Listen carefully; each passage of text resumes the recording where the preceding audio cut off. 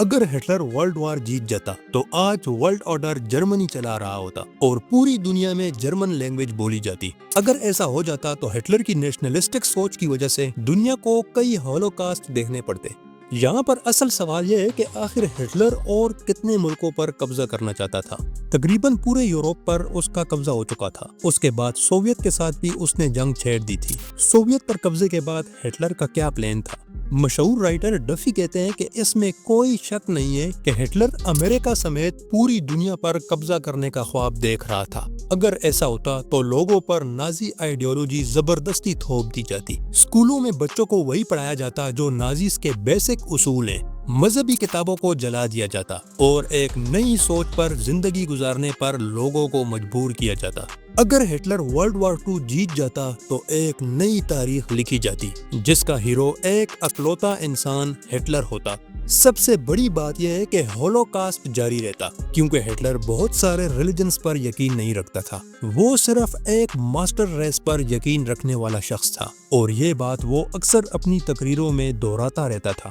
وہ سائنس کی ترقی پر تو یقین رکھتا تھا لیکن نازی لوگ انسانوں پر خوفناک تجربات کرنے کے لیے جانے جاتے تھے، اس کی پرواہ کیے بغیر کہ یہ غیر انسانی اور بہت ہی غلط ہے۔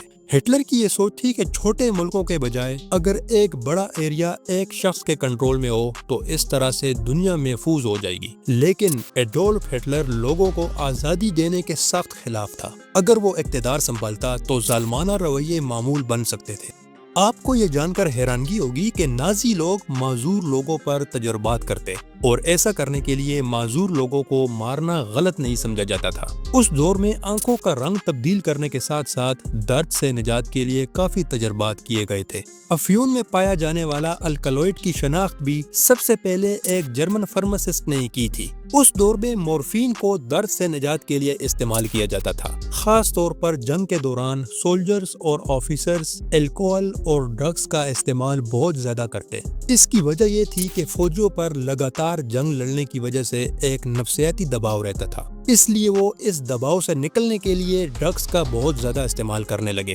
آفیسرز جانتے تھے کہ اس کا زیادہ استعمال انسانوں کے لیے بے حد خطرناک ہے، لیکن پھر بھی وہ یہ ڈرگز سولجرز کو دیتے رہے۔ وقت کے ساتھ ساتھ کمانڈرز سمجھ گئے کہ یہ زیادہ ٹائم نہیں چل سکتا کیونکہ سولجرز کا رویہ کافی بگڑ رہا تھا۔